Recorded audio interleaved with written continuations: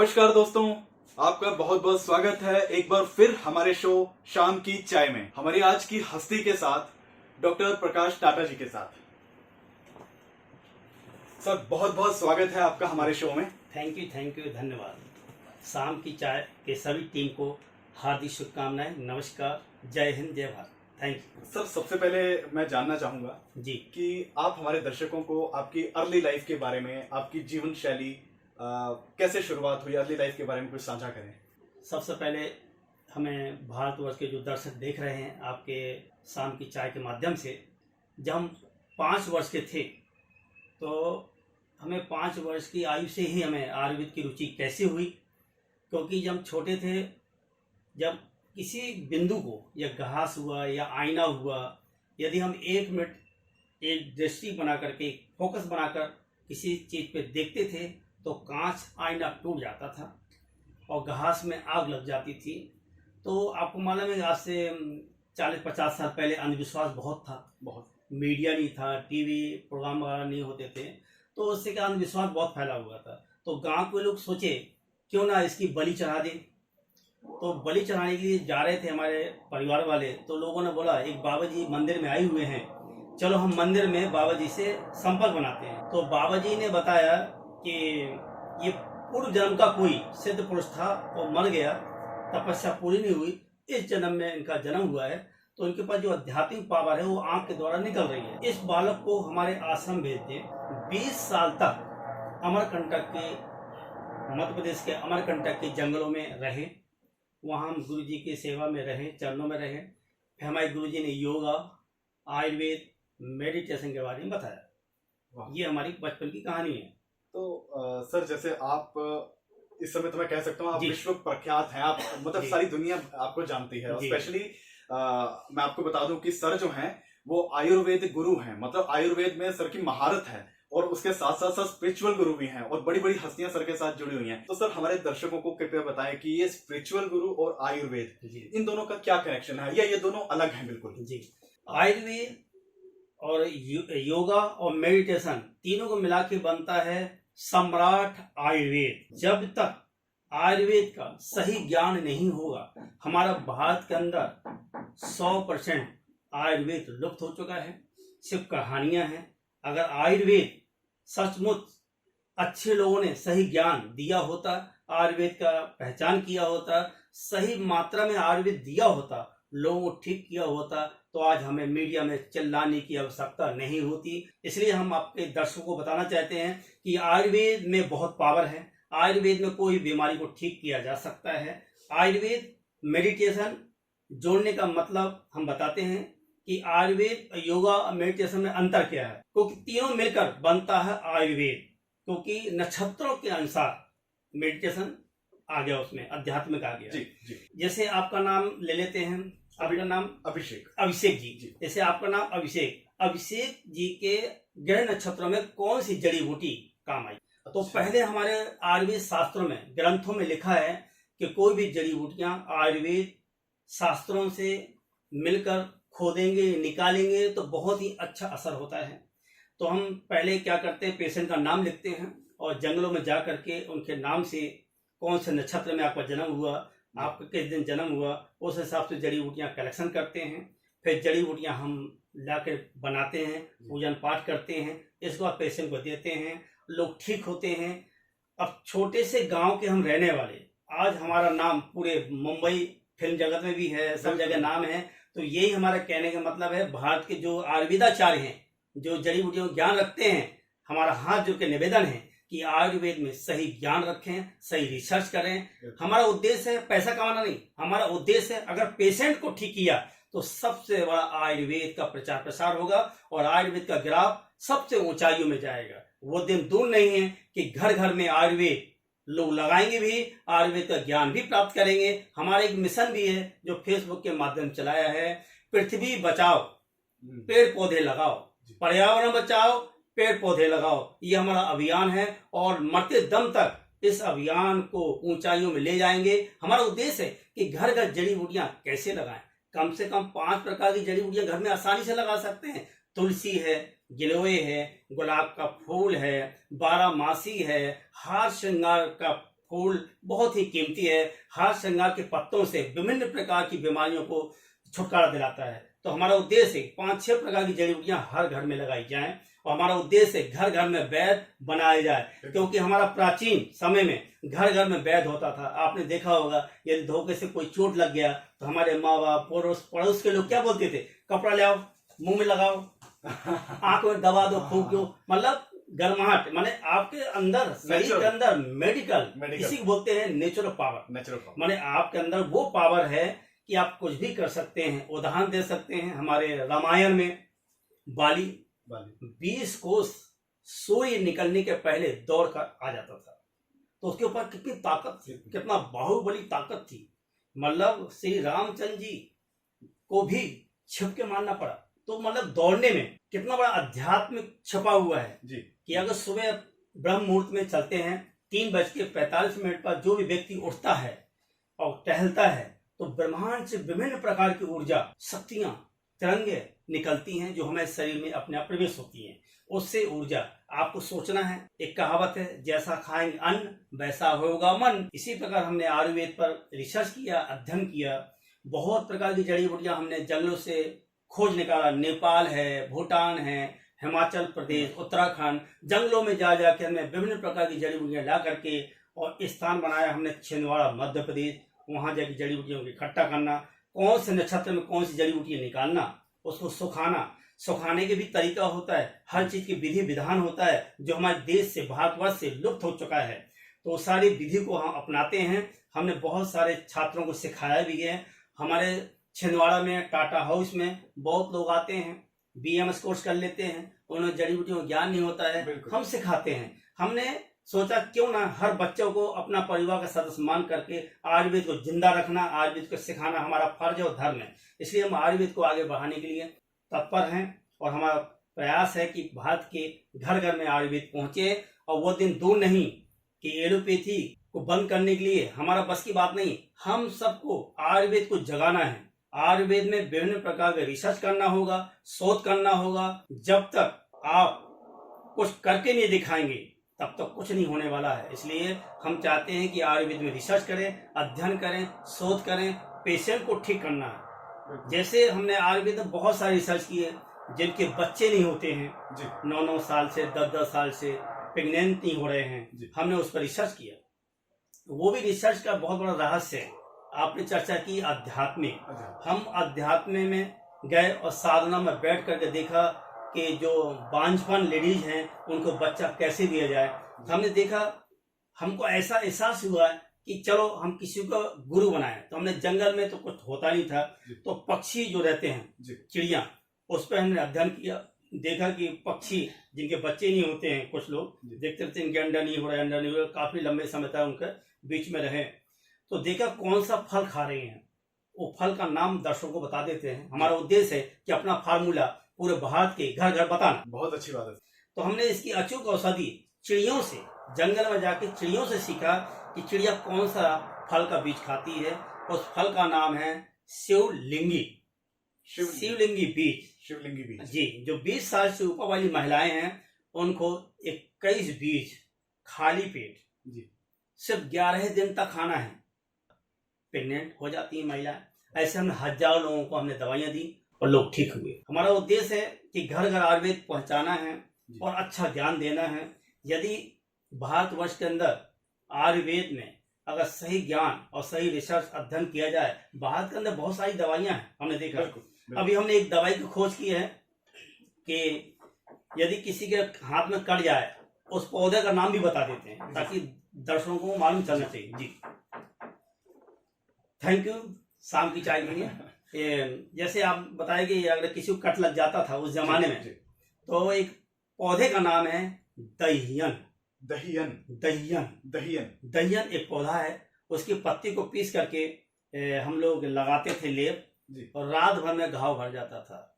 उदाहरण दे रहे हैं, महाभारत रामायण में युद्ध के दौरान तीर कमान, तलवार, भाला, फरसा लग जाते थे, वो लोग रात में लेप लगाते थे और सुबह युद्ध के लिए तैयार होते थे। तो ये है हमारा आयुर्वेद।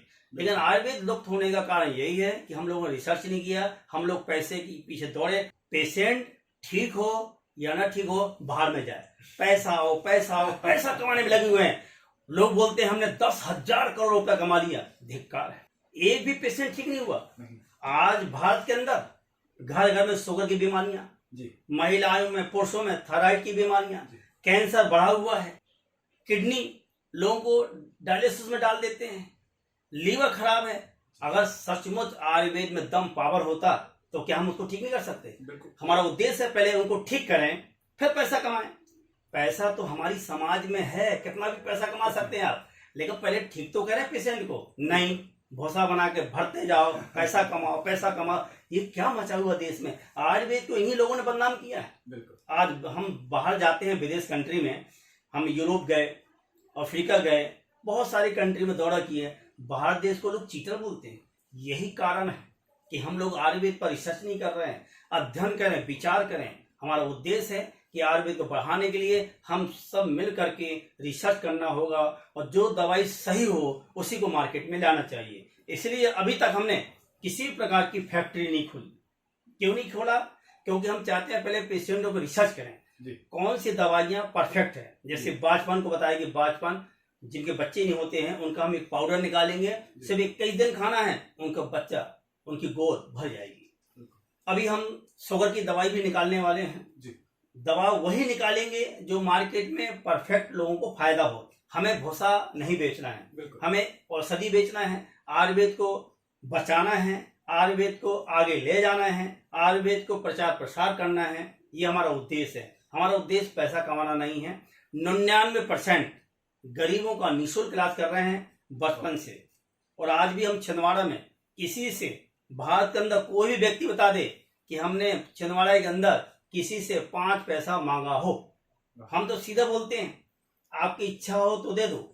वो लोग, कुछ लोग हमें पैसा देते हैं, कुछ गरीब लोग भी आते हैं, उनके पास किराया नहीं होता तो हम किराया भी दे देते हैं, खाना भी खिला देते हैं। ये हम करते हैं। 90% से भी ज्यादा निःशुल्क इलाज करते हैं। हमारा खर्च बचे सिर्फ 10% वालों को भी हम फ्री इलाज करते हैं, पैसा नहीं देते उनको। सर कितनी अच्छी बात है। वो जब ठीक हो जाते हैं फिर वो पैसा देते हैं। तो इसी श्रृंखला में मैं सर आपसे ये जानना चाहूंगा, जैसे आप जो इलाज करते हैं, आप कभी ना बड़ा छोटा कोई बड़ी हस्ती है, इतनी बड़ी बड़ी हस्तियां आपसे ट्रीटमेंट लेती हैं, चाहे कोई आम आदमी है, आप सबकी मदद करते हैं। और कोरोना काल में भी आपने बहुत लोगों की मदद की है, जिसके चलते अभी हमें पता चला है कि 1 महीना पहले ही जो हमारे महाराष्ट्र के राज्यपाल हैं भगत सिंह कोश्यारी जी, उन्होंने सर को सम्मानित किया है। और सर हमें पता चला है कि आने वाले समय में बहुत जल्द 1-2 महीने बाद ही कहीं आपको छत्तीसगढ़ में भी सम्मान मिलने वाला है, तो उसके बारे में कुछ बताइए। बिल्कुल, महाराष्ट्र के गवर्नर साहब श्री भगत सिंह कोश्यारी जी ने हमें सम्मान दिया। ये हमारा सम्मान नहीं है, ये हमारे पूरे भारत के जो आयुर्वेदा हैं, योगाचार्य हैं, मेडिटेशन विशेषज्ञ हैं, इन सबका सम्मान है। क्योंकि हम इसका प्रचार प्रसार कर रहे हैं। हम एक छोटे से आयुर्वेदा के ज्ञाता हैं, हम बहुत बड़े डॉक्टर या कोई आयुर्वेदाचार्य नहीं है। और अभी छत्तीसगढ़ के गवर्नर साहब सुश्री अनुसुईया जी, जो गवर्नर हैं छत्तीसगढ़ की, उनके द्वारा हमें निमंत्रण आया है कि आप हमारे छत्तीसगढ़ आए और राजभवन में आप सम्मान पाए। ये भी सम्मान हमारे पूरे भारत के आयुर्वेदाचार्य वैद्य लोगों का ही है। देखिए कितनी अच्छी बात है कि सर को जो सम्मान मिल रहा है वो उनके लिए, खुद के लिए नहीं, उस सम्मान का श्रेय पूरे आयुर्वेदा को, पूरे वैद्याचार्यों को देना चाहते हैं। बहुत ही अच्छी बात है। इसी से पता चलता है कितने दरिया दिली है, कितने डाउन टू अर्थ पर्सन है। सर मैं एक और बात जानना चाहता हूँ। हमें पता चली थी कि आप सबने हमारे फेमस क्रिकेटर हैं श्रीलंका के सनत जयसूर्या जी, उनका नाम आप सबने सुना होगा। बहुत अच्छे हिटर थे, छक्के चौके तो बहुत लगाते थे। तो आपको नहीं मालूम होगा तो मैं बता देता हूँ कि सनत जयसूर्या जो है वो, उनकी पीछे बहुत तबीयत खराब थी, वो चल नहीं पाते थे, बिस्तर पे थे बिल्कुल, और उनका पूरा ट्रीटमेंट सर के थ्रू हुआ है। तो सर आप हमें, हमारे दर्शकों को बताइए कि ये कैसे संभव हुआ, आप कैसे मिले उनसे, क्या हुआ? जी बिल्कुल, क्या होता है, बूंद बूंद से घड़ा भरता है। अगर सही आयुर्वेद का नॉलेज, सही ज्ञान और सही मेहनत और परिश्रम और मानव सेवा में अगर लग गए, मानव सेवा ही सच्ची ईश्वरी सेवा है, उस पर हम चलते रहे। इसी मार्ग पर एक हमारे भारत के फेमस प्रसिद्ध पूर्व क्रिकेटर कैप्टन मोहम्मद अजहर भाई आए। वाह। अजहरुद्दीन की भी कुछ समस्याएं थी, जो हमने दवाइयां दी वो ठीक हो गए। इसके बाद उनके दोस्त श्रीलंका में थे, सनत जयसूर्या जी। उन्होंने बताया कि हमारे सनत जयसूर्या जी काफी लंबे समय से बैसाखी पे हैं, वो चल नहीं पा रहे हैं, बिस्तर में ही सब कुछ कार्य कर रहे हैं।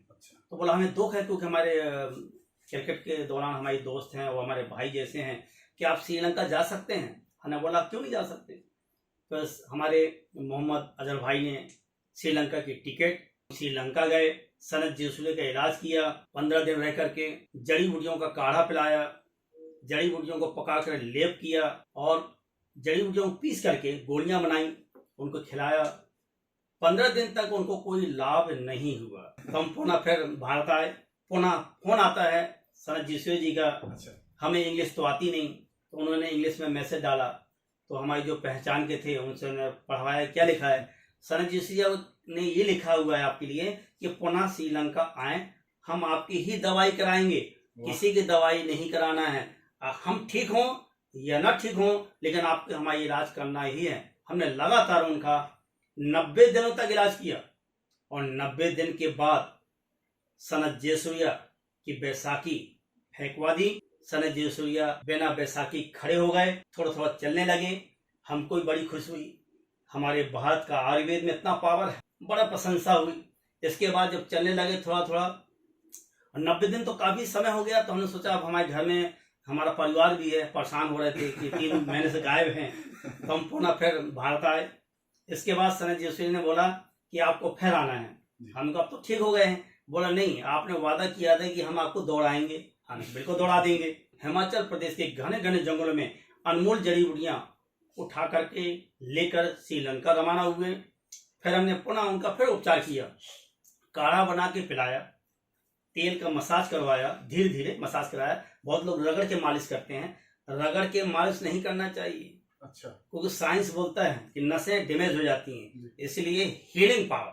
हमने उनको 10 दिन तक लगवाया तेल, और उन्हीं के स्टेडियम में, श्रीलंका के स्टेडियम में ही हमने उनको दौड़ाया। तो हमने वादा किया था श्रीलंका की जमीन पर खड़े होकर के कि सनत जयसूर्या का इलाज कर रहे हैं, अगर हमारे आयुर्वेद में पावर होगा, सनत जयसूर्या को हम पुनः फिर से क्रिकेट के मैदान में चौके छक्के लगाती हुई नजर आएंगे। और आए भी 4 महीना पहले छत्तीसगढ़ में की राजधानी रायपुर में वीर नारायण स्टेडियम में अभी मैच हुआ था, IPL मैच बोलते हैं सर, तो वहां पे उन्होंने चौके छक्के लगाए।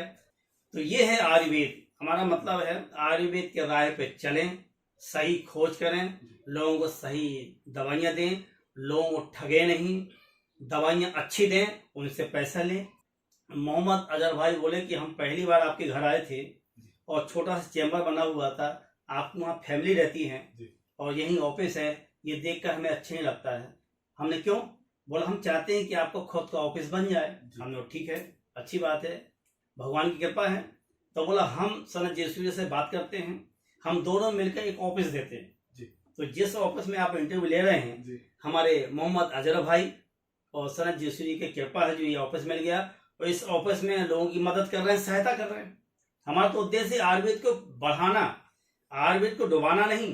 आयुर्वेद कहता है कि हमें पहले ठीक करो, पैसा कितना चाहिए, लेकिन भारत के अंदर आयुर्वेद जो बिक रहा है, अगर आयुर्वेद की दवाइयों से लोगों को फायदा होता तो शुगर की बीमारी भारत से निकल जाता। बहुत सारी दवाइयां शुगर की मिल रही मार्केट में, नाम नहीं लेंगे, लेकिन कहाँ ठीक हो रहे लोग, किडनी लोगों खराब हो रही है, लोगों को कैंसर फैल रहा है, लोगों को आदत लग गई है बिल्कुल गोलियां खाने के लिए। तो आयुर्वेद एलोपैथी में क्या अंतर है?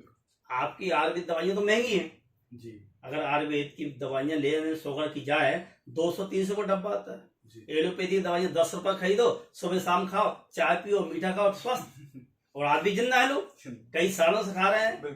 भाई आदमी कितना जिएगा? 80 साल जिएगा, 100 साल जिएगा, 100 साल तक शुगर रहता है, गोलियां खाते ठीक रहते। हमारे मित्रों कहने का मतलब ये है, आयुर्वेदाचार्य भारत के जो प्रसिद्ध हैं, जो हमारे गांव गांव में जड़ी बूटियां देते हैं, रिसर्च करें, खोज करें, अध्ययन करें, ऐसी दवाई बना के मार्केट में लाना है। शुगर की दवाई अगर बेच रहे हैं, शुगर ठीक होना चाहिए, एलोपैथी दवाइयां बंद होना चाहिए, उसको बोलते हैं आयुर्वेद। इसी से आपको पता चल रहा होगा कि सर आयुर्वेद को लेके कितने गहराई से सोचते हैं। वो चाहते हैं कि हमारे देश जो आयुर्वेद को लेके लोहा माना जाता था, जिस देश का नाम हर जगह माना जाता था, वो दोबारा से वो देश, वो युग, वो काल वापस लौट कर आए।